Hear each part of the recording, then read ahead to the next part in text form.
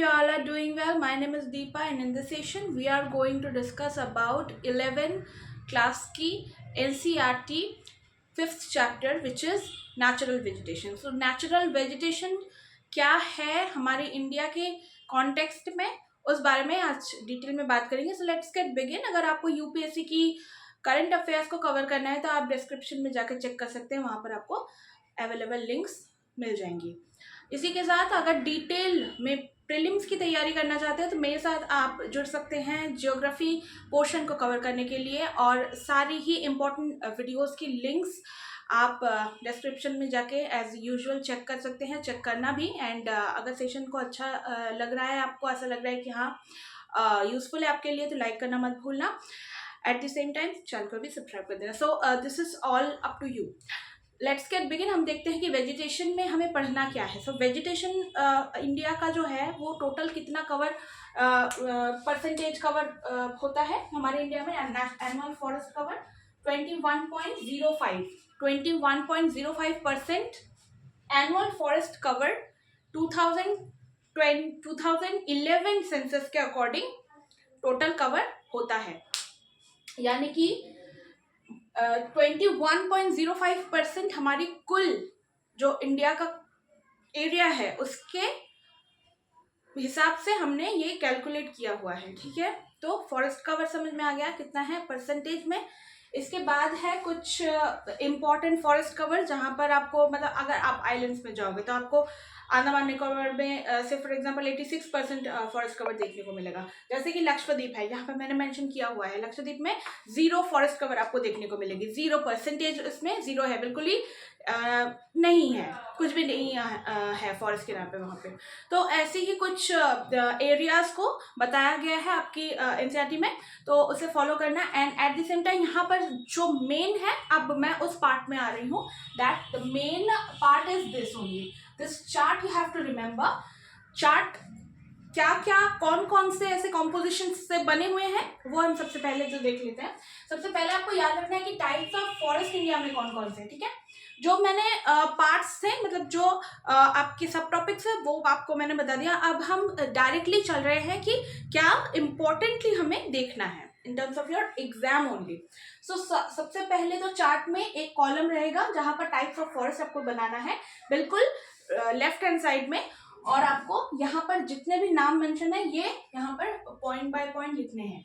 Tropical evergreen forest, tropical deciduous second number पे है. Third number पे है tropical thorn forest, mountain forest या माउंटेनियस फॉरेस्ट भी इसे कहते हैं.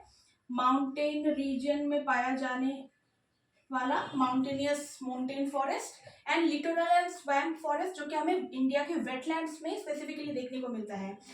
एग्जाम्पल है Chilika lake and Sundarban region. तो सुंदरबन रीजन में एंड ऑल्सो चिलिका लेक में भी अगर आप जाओगे, केवलादेव नेशनल पार्क हो गया, तो जितने भी वेटलैंड्स हैं आपको लिटोरल एंड स्वैम्प फॉरेस्ट देखने को मिलेगा. लिटोरल एंड स्वैम्प फॉरेस्ट वही फॉरेस्ट होते हैं जहाँ पर रेनफॉल काफ़ी ज़्यादा होती है. रेनफॉल रिसीव ज़्यादा होने की वजह से वहाँ पर स्लम्पी फॉरेस्ट, यानी कि हम कह सकते हैं कि दलदला जो हिस्सा होता है वहाँ पर फॉरेस्ट का जब भाग ज़्यादा देखने को मिलता है, जब उस प्रकार की.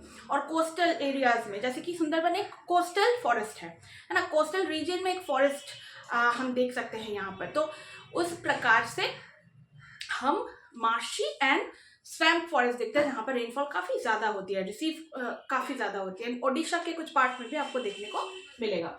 सो लिटोरल एंड स्वैम्प फॉरेस्ट मैंने आपको बता दिया है. अब हम शुरू से स्टार्ट करेंगे tropical evergreen forest. Tropical rain forest भी इसे कहते हैं, लेकिन ट्रॉपिकल एवरग्रीन फॉरेस्ट हम इंडिया में देख सकते हैं west part of the Western Ghat. ठीक है, केरला का कुछ भाग हो गया, तो यहाँ पर हम ट्रॉपिकल एवरग्रीन फॉरेस्ट देख सकते हैं जहाँ पर 200 सेंटीमीटर से ज़्यादा, 200 सेंटीमीटर से ज़्यादा, more than 200 centimetre rainfall receive होती है. यहाँ के कुछ प्रोमिनेंट ट्रीज क्या क्या है? Rosewood, mahogany, aini and ebony. These are some example trees.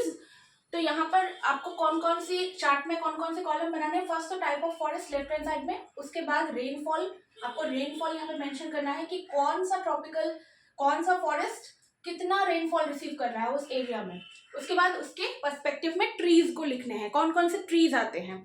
Exam में मान लो ये ट्री आपको पूछ लिया, आंवला, आंवला tree comes under which forest, which type of forest. तो आपको बताना है कि आंवला आता है स्पेसिफिकली ट्रॉपिकल डिसिडियस में, एवरग्रीन में नहीं आएगा, ठीक है, ट्रॉपिकल डिसिडियस में ये आता है। तो ऐसे याद रखना है सारे ट्रीज के नाम यहाँ पर। पाम, नीम, खेजड़ी, पलास, ये क्या है, tropical thorn forest, thorny forest. Bihar के कुछ पार्ट में देखने को, यूपी के कुछ पार्ट में देखने को मिलेगा, एमपी में भी थॉर्नी फॉरेस्ट देखने को मिलते हैं, यानी कि कांटा वन जिसे कहते हैं ना। तो these are some trees names जो कि आपको मेंशन करना है। इसके बाद सेकंड नंबर पे चलते हैं tropical deciduous, 70 to 200 centimetre rainfall होती है। आंवला, टीक, शाल, महुआ, these are some important trees. Thorn forest जैसे कि मैंने बताया less than 50 centimetre rainfall receive होती है। पाम, नीम, खेजड़ी, पलास, ये क्वेश्चन आया हुआ है PYQ में, that is why this is important, ठीक है। पाम, नीम, खेजड़ी, पलास, ये ट्रीज के नाम पूछे गए थे एंड स्टेटमेंट वाला क्वेश्चन आया हुआ था, स्टेटमेंट पे आपको पूछेगा, तो वहां पर आपको मेंशन करना है या फिर आपको बताना है कि हाँ ये स्टेटमेंट गलत है या सही है या फॉल्स है, क्या है वो आपको यहाँ से ढूंढ के निकालना है। ये है ट्रॉपिकल थॉर्न फॉरेस्ट में ये कवर हो रहा है, ठीक है। और पार्ट कौन से पार्ट में है इसे भी आप बना लेना अपने नोट्स में कि कौन से पार्ट में कवर हो रहे हैं इंडिया के, isn't it? जो MP वाला हिस्सा है, यूपी वाला हिस्सा है, और जो बिहार में कुछ पार्ट आते हैं वो थॉर्नी फॉरेस्ट में आ जाते हैं। Evergreen waste part of western Ghats, यहाँ पर आपको ट्रॉपिकल एवरग्रीन फॉरेस्ट देखने को मिलेंगे।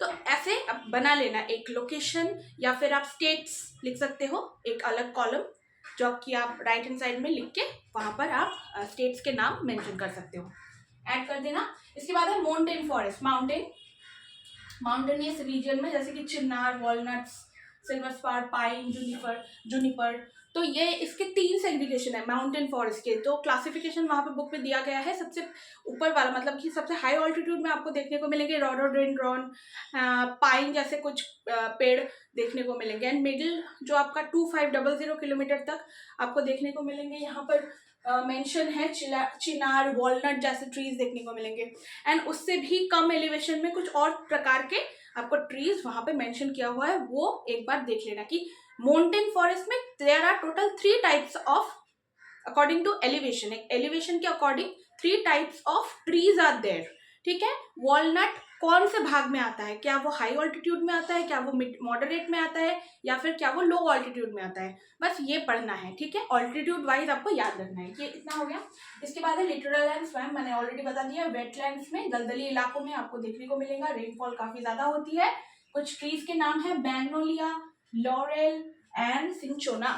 These are some trees which covers under littoral and swamp forest, or we can say in the wetlands of India. So with this we have the composite chart, or we can say the overall framework we have structurized, जहाँ से आप अपनी preparation को बेहतर बना सकते हैं। आप भी इस नोट्स को अपने